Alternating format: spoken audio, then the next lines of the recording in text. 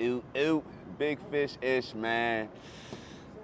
This gonna be one of them ones, man. And I'm gonna just state off the jump, we are being led by either idiots or assholes. Our country, politics, the influential figures overall, but this is specifically geared towards politically. We're being led by either idiots or assholes. And, let me tell you, I dreaded doing this video a little bit just because it's almost like depressing. Not depressing, but it could be, I don't know, scary is definitely not, maybe scary is the right word. Maybe scary is the right word, but I just didn't want to use it.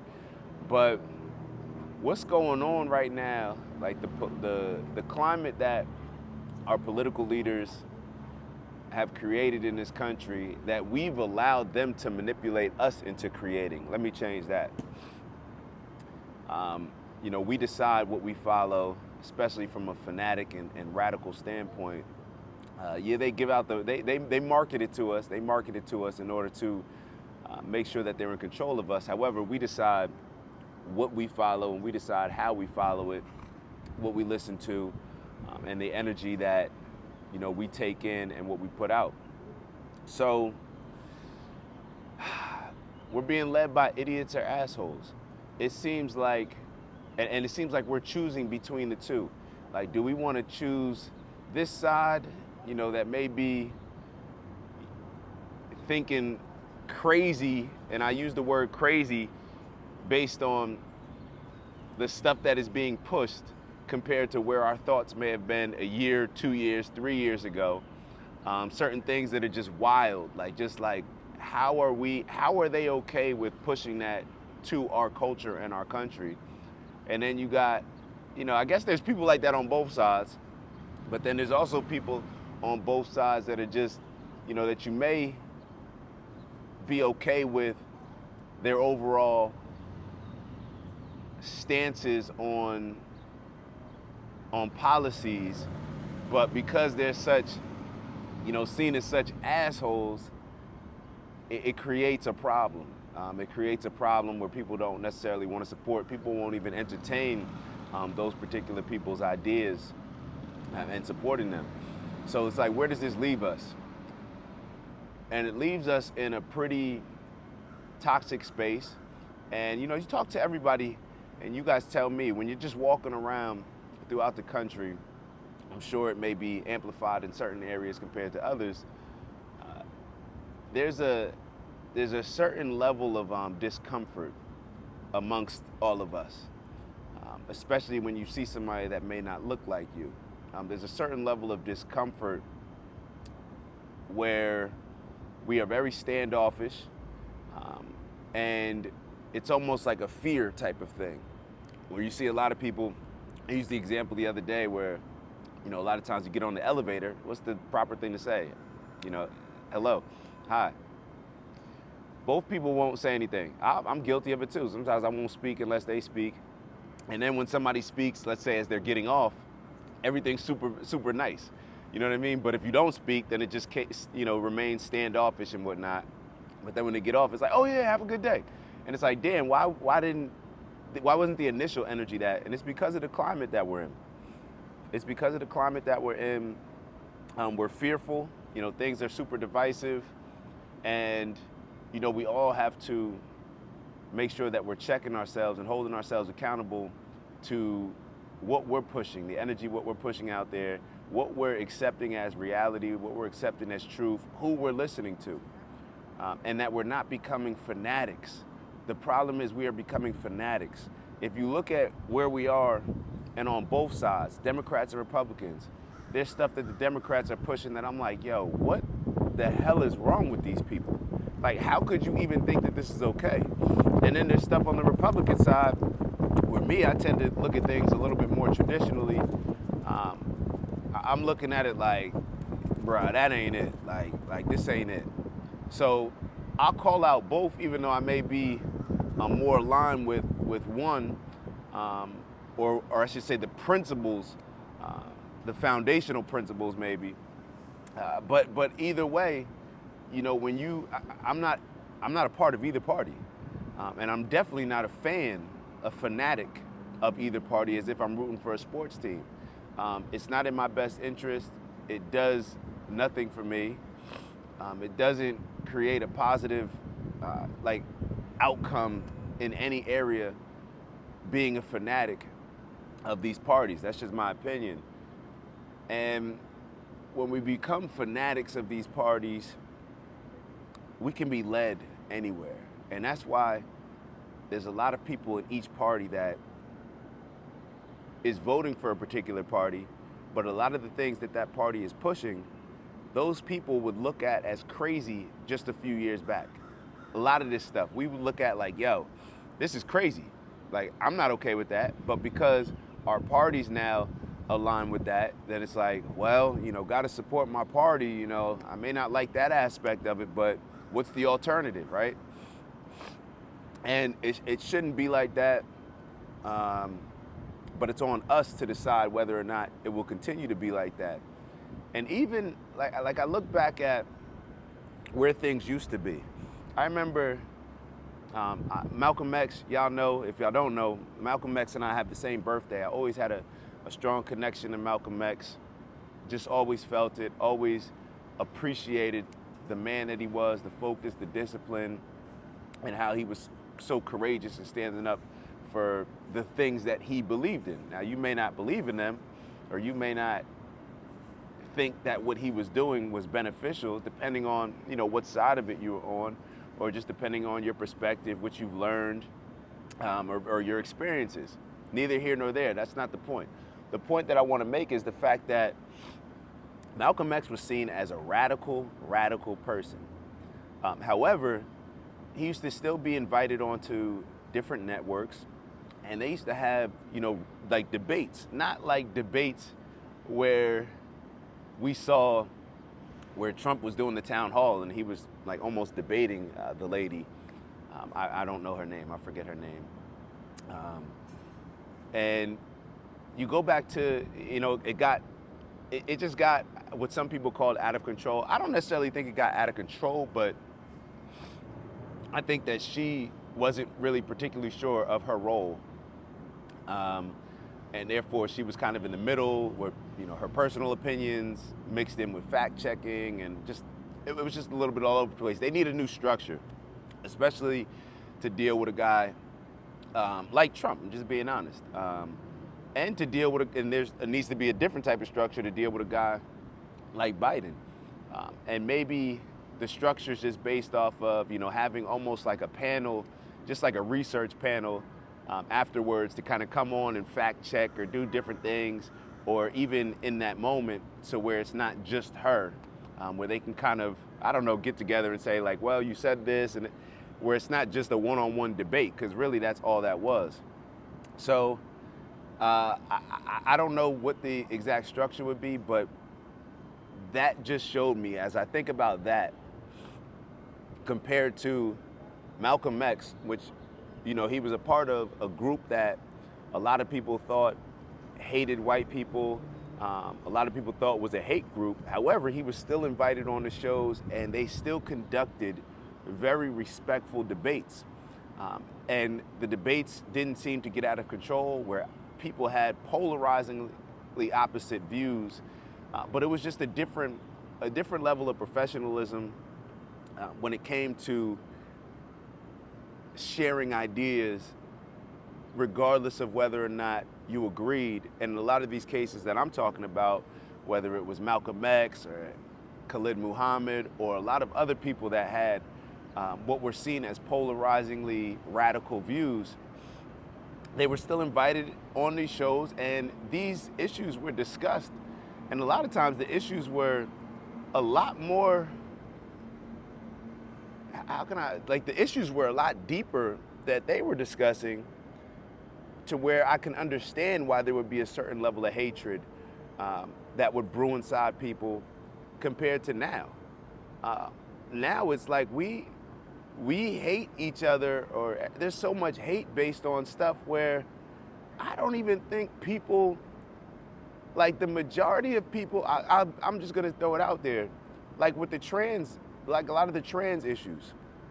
I think that the majority of people agree on the trans issues, and their agenda, just tend to agree with, especially the stuff that just goes overboard, with like trans born, I don't even know how it goes, but men competing against women, people born with male organs competing against women in sports and stealing opportunities from women and competing in a extremely unfair situation. I think most people, just like I even go back to like Caitlyn Jenner, Bruce Jenner, formerly Bruce Jenner.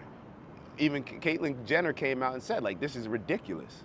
It's ridiculous. So here you have the poster boy for a lot of the trans, or used to be the poster boy. Now they don't like him because he came out and spoke against something like sports, where it's just like it's so insanely ridiculous.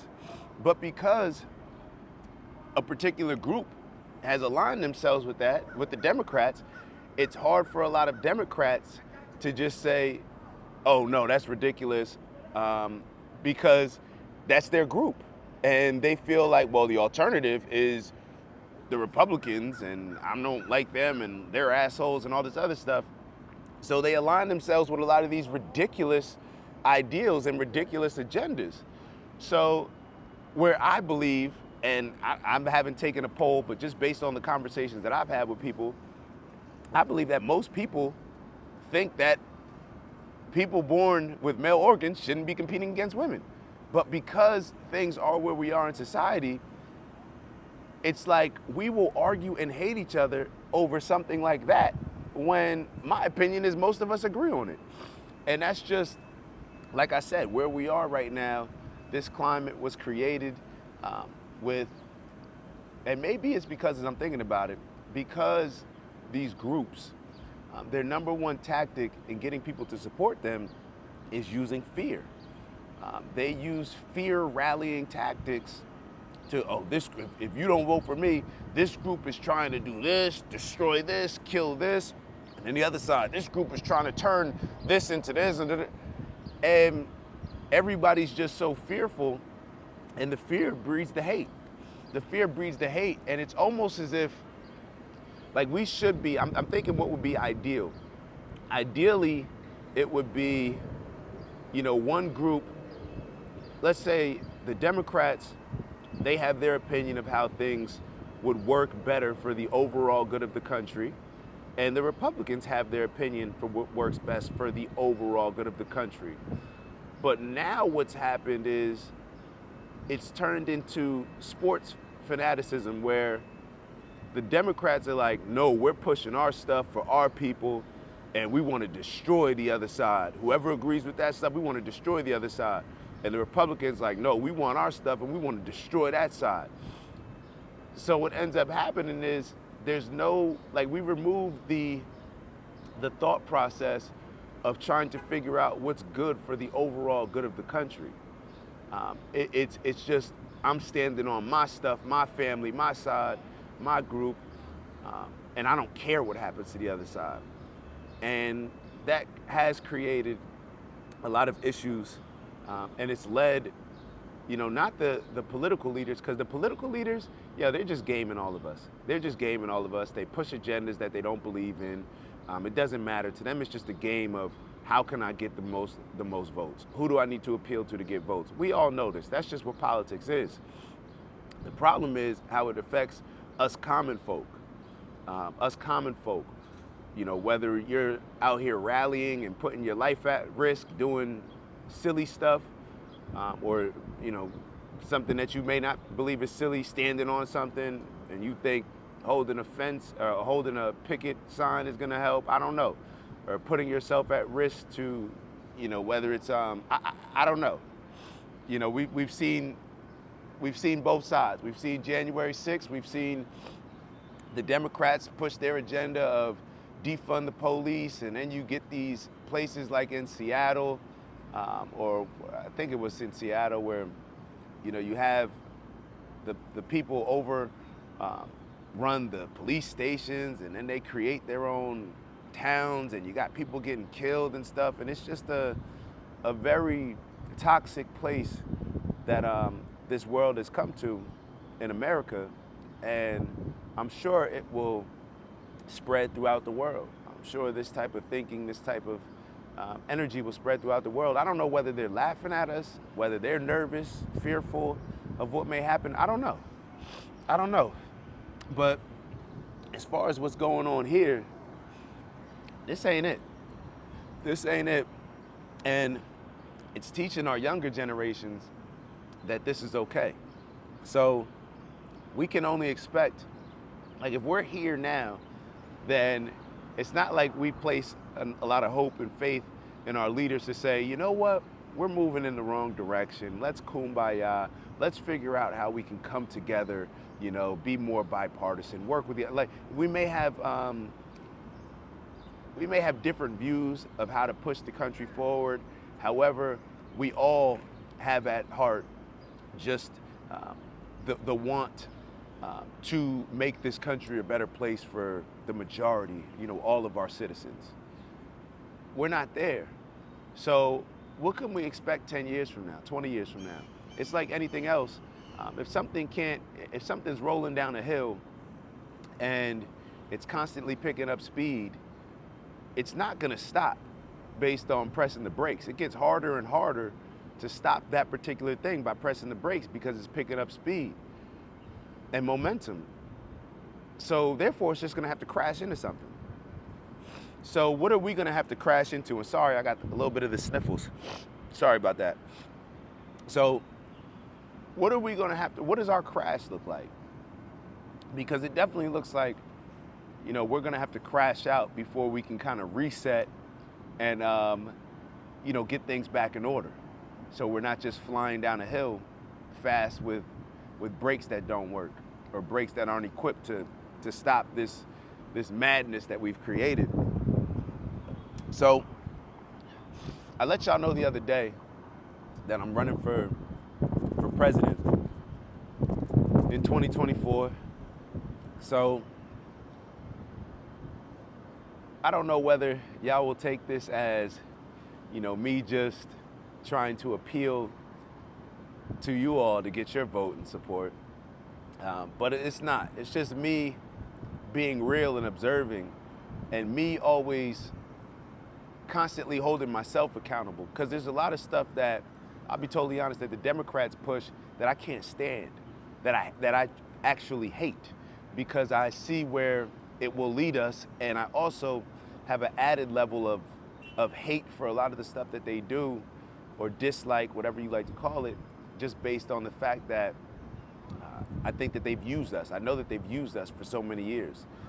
Just by saying that they do certain stuff, we support them blindly, we support them more than anybody, and we need a lot of us, I'm not gonna say we need their help, but a lot of us could use their help.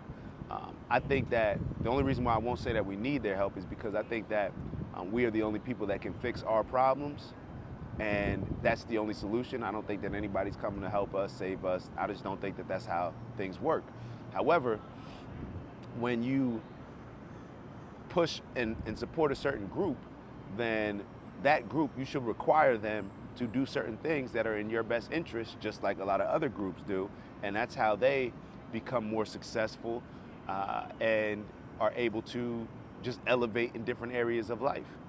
So for us, I know that the Democrats have been, using us, and then it's like you hear a president like Joe Biden. I always go back to this, where before, when he was running for election, he comes out and says the LGBTQ is his #1 agenda. Bruh, based on your role with the crime bill and how you contributed to a lot of the things that you're now trying to fix, like with mass incarceration, with the crime bill and all this other stuff, your #1 priority, I'm not gonna say who your #1 priority should be. However, I think the black community deserves to be prioritized over the LGBTQ community and their agendas. So that's neither here nor there. That's just my opinion on stuff. So that's just why I'm saying that I have developed a certain level of dislike for the Democrats. But my point was that I have to check myself on that to where that's not driving me to be illogical and see the other side and be rooting for them. Because once you start rooting for somebody, then you excuse certain behaviors on their side. We excuse certain policies, certain laws that they may put into place, certain things that they may do just because we dislike the other side so much. And I don't want to become the same thing that I tell my parents, my friends, family, that I don't want to become what I accuse them of being when it comes to the Democrats. So I'm always going to look at things. My goal is to always look at things from a standpoint to where I'm not emotionally connected to either one of these groups, and emotionally connected to politics, or politicians, I should say, in general, because you can't be emotionally connected to a politician, because we all know that politicians, they just do and say whatever needs to be said in order to raise money and get reelected. It's just a game to them. That's their game. Their scoreboard is scoring votes. That's their scoreboard. So I'm not gonna ever think that the Giants are going to allow the Cowboys to put points on the scoreboard and not try to score. No, as a team, that's what you do. When you're playing a game, you try to score points and you try to prevent the other side from scoring points. That's just what sport is. So I think we need to reconsider how we're looking at things, reconsider what we're giving attention to. And it may be a little bit, sorry about that, it's a little loud out here, but it may be too far gone in some ways. I don't know. Y'all tell me, what are y'all thoughts? Is it too far gone in some ways? Do we have the opportunity to think more sensibly? Y'all know what my campaign slogan is, Caldwell 2024. We're making sense common again. We're making sense common again, because right now we are moving in a space where we have completely zero common sense. And we have zero common sense is because we're so emotionally entangled. Shout out to Jada and her goofy self. Because we're so emotionally entangled with these groups, because they've drawn us in with fear and them telling us that you're gonna die, you're gonna get destroyed, everything's gonna go to hell. But if you vote for us, we can save everything. Matter of fact, we're your only hope. So when we have groups that do that, is it on them? Maybe, but I'm always gonna look at it's on us, because if something is solely on them, then that means we can't change it. If we look at what's on us and how we can impact it, that's the only way for us to find solutions to the problem, rather than just, constantly complaining and asking other people to fix the problem. So going back to like what kind of created this whole conversation, watching the Trump town hall, first off, Trump is gifted at what he does. He's gifted at what he does. He knows exactly, he's a salesperson. He's a salesperson, he's a businessman. He knows exactly who his audience is. He knows exactly who his consumer is. And he appeals to them in such an amazing way. Because all you have to do is look at, this is funny, all right, this just came to mind. After, the town hall, you saw a lot of the conservative outlets, whether it's on YouTube or mainstream media, they were saying Trump's back. Trump did amazing. I was just looking at some of the videos I watched shortly, but even if you just looked at the titles on some of the videos, like I think Jason Whitlock had one, but I looked at multiple, and Jason Whitlock just comes to mind because I did not look at that video, but I saw the title where it's like, yo, Trump is back.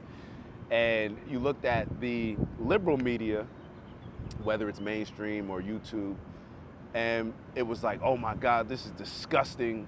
They were even coming at CNN, like CNN for allowing this to happen. Like, what was CNN supposed to do? Like, you're not supposed to allow open up your platform to somebody who's the leading go-getter. I think he's even ahead of Biden. But if not, he's definitely number one on the Republican side right now. Should you not allow your platform to be open? Now, they could have done it a little bit different structurally. However, all of these people, like I saw Alexandra Ocasio-Cortez, AOC, her talking stuff about CNN and stuff like that. AOC, Trump will do the same thing to you. Trump will do the same thing to you. Matter of fact, it will be worse for you because you wouldn't be able to control yourself. You wouldn't be able to control yourself. Y'all, these people, you know, they come out here and you're not understanding who Trump is, what he does, how experienced he is in negotiation, how experienced he is in sales and influence. What were you expecting her to do just based on that structure? And I think Anderson Cooper came out and said, a lot of people, where it's like, listen, the goal was for him to be able to say, you know, certain stuff, listen to his thoughts on certain things, where his stance on certain things. And if he won't give you a stance, then you can't force him. You just have to take heed based on, you know, what exactly his response was to it. If he didn't want to answer, then you draw your conclusions based on him not wanting to give a straight answer.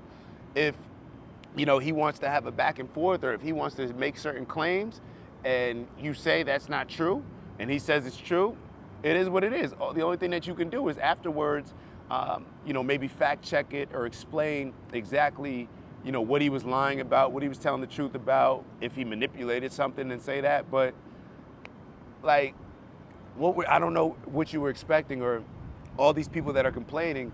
I would love to see them do it. I would love to see them do it. But my point was more so that afterwards you saw both sides, like, with totally different opinions on it. And that just shows the level of fanaticism. And it reminded me just now when I said I just thought of something. Y'all know Dylan Brooks. So Dylan Brooks in the NBA for the Memphis Grizzlies, he's the one that came out and said that LeBron's old. And what else did he say? He's like, yeah, I'm not worried about him until a player drops 40 on me, then I'm not worried about him. Came out talking a lot of stuff about Bron and ended up getting cooked. Ended up, I'm not gonna say, well, I don't even know if he individually got cooked, but Memphis did terribly. And they actually put a lot of the blame on him to the point where they're like, yeah, we're not bringing him back, as if he was the main reason why they lost to the Lakers or whatever, and him saying what he said. But y'all was rocking with it the whole year. So now don't complain when y'all just take an L, because you were relying on that same type of, you know, energy that he was bringing to the table beforehand. And Dylan Brooks, he's the type of player that you love him if you're on his team, but you hate him if you have to play against him. It's almost like a Patrick Beverly, like a Dennis Rodman. We've seen these type of players before. So it's like, that's what Trump brings out. That's what Trump brings out. And it's created a lot of super fans on one side and super hate on the other side. So I'm wondering where exactly this goes. Maybe y'all can give me some of y'all thoughts and insights. I'm wondering where it goes, but I don't like it. I don't like it. And I'm gonna be real, there's a lot of stuff I like about Trump. I like, and most importantly is because I feel that he's not controlled by the powers that be. He's not a machine. And I also question why people want him out of office so bad. And it's because he can't be controlled. So when people try to cancel somebody, especially people that I have no faith or positive feelings towards, when they try to cancel somebody so much, it automatically makes me lean in and say, well, what's up with this person? Let me take a closer look. Same thing with Andrew Tate. I didn't know who Andrew Tate was.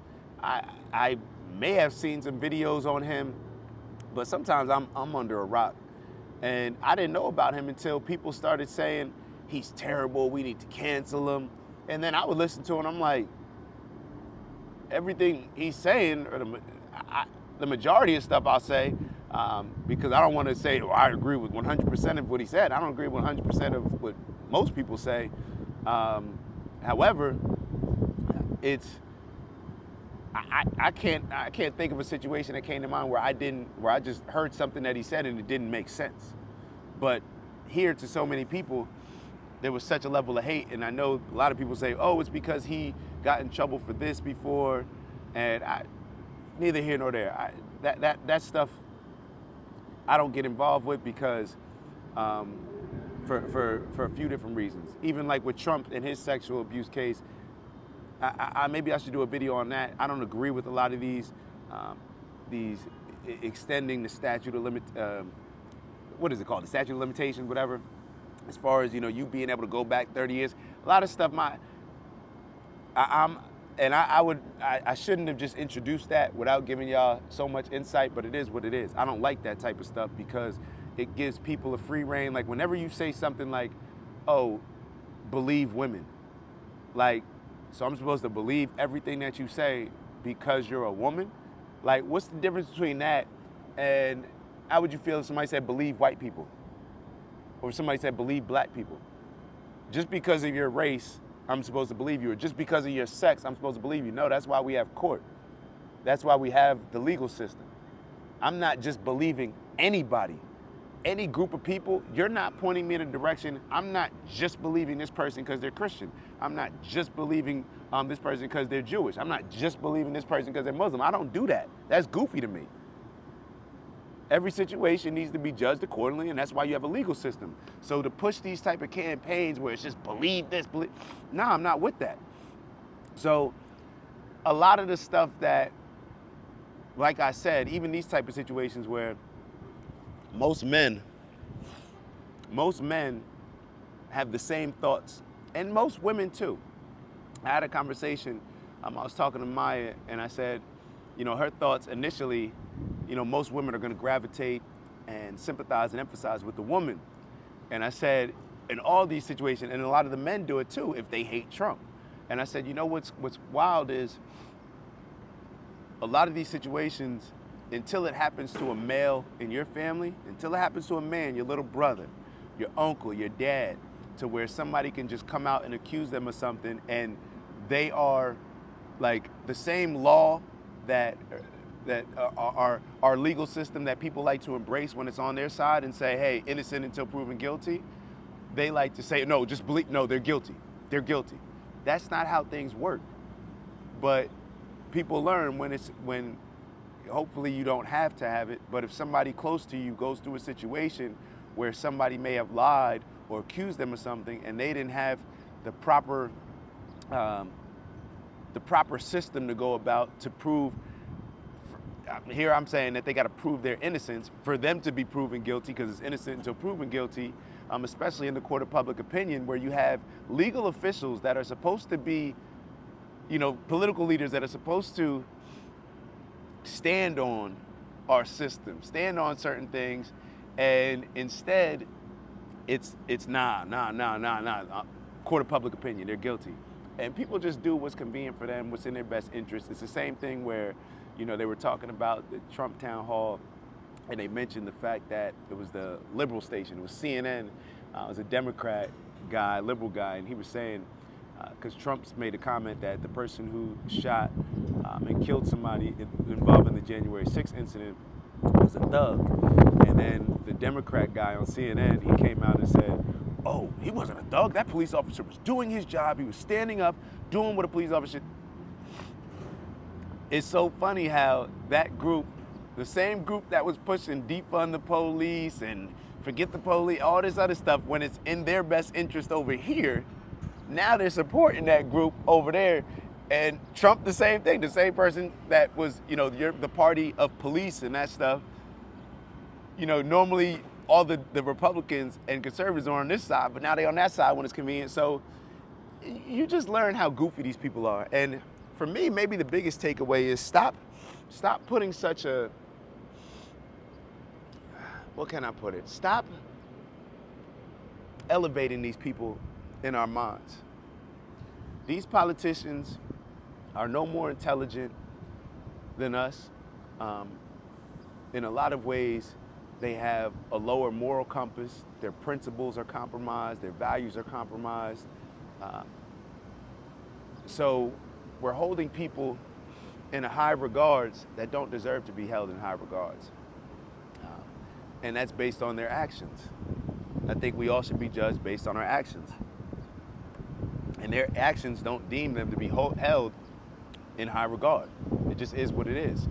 So when I look at the overall landscape in America, political landscape, it's bad. It's bad. It's bad. It's created a terrible culture.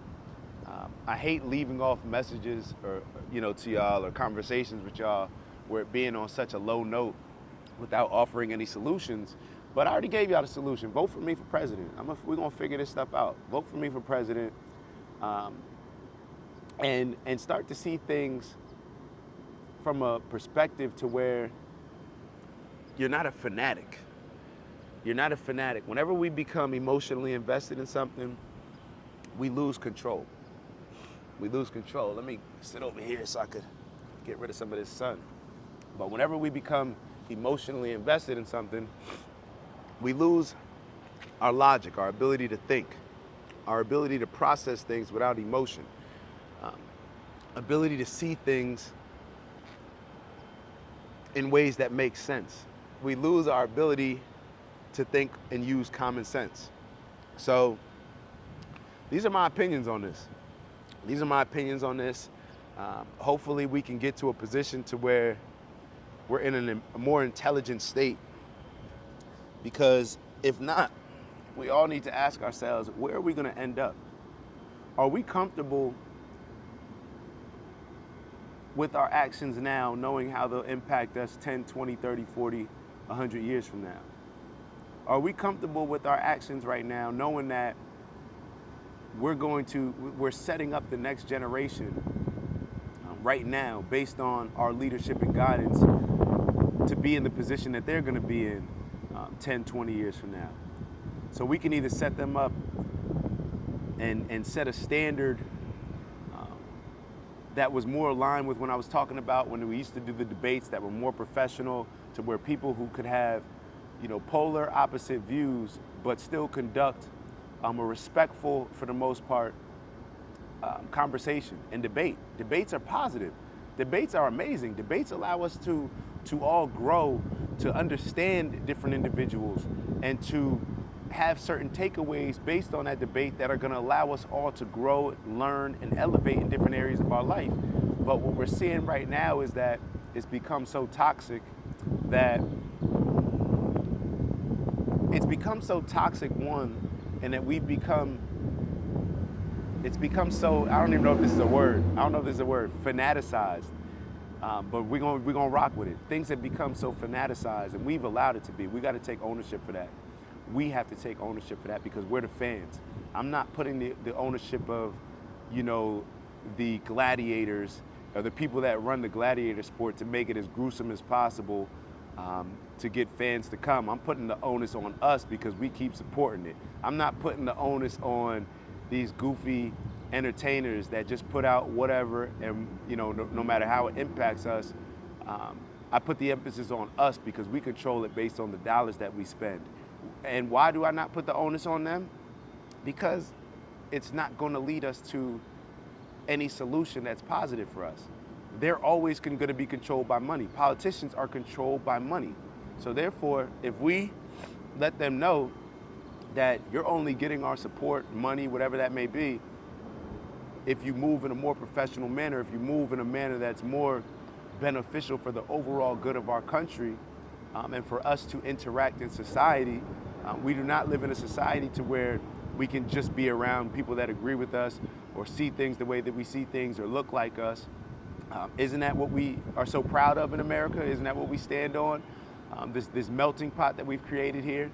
So we need to constantly be thinking of ways that we can evolve in a more positive direction rather than continuing to evolve in an evil direction that we're being controlled and manipulated. So I'm gonna leave y'all here with this. We've already been on for almost 40 minutes, but just with the overall understanding of it's okay for us to decide that how things are going right now, we're not okay with.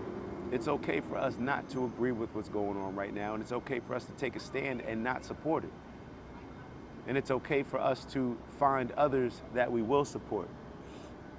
Because if we continuously go down this path that only, whatever the two parties decide, we give them the ultimate power, then we're not going to be in a good position.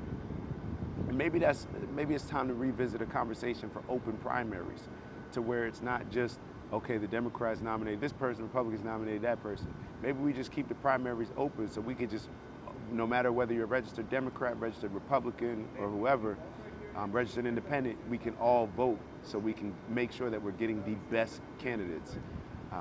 Or, more, I guess, giving us more of a chance to get the best candidates. So I'm gonna leave y'all here with this. Let me know y'all thoughts. Where are y'all with all this? Where are y'all with all this? And I also want to take a poll. I'm probably gonna put up a poll to see who you would vote for right now. Just based on, I want to know who I'm speaking to. I want to know my audience. I want to know who's absorbing the information that I'm putting out. It may help me in putting out a better message. So with that, I'm gonna let y'all rock out. Y'all enjoy the rest of y'all day, enjoy the rest of y'all weekend, and let's just make sure that we're not allowing others to determine our values, our principles, our morals. Is that we're standing on that first and foremost, our integrity, over anything else, because that's what's always going to lead us in a positive direction, to do the right thing rather than to do what may feel right based on us being manipulated with our emotions. So Caldwell 2024, we're going to make sense common again. Vote for me.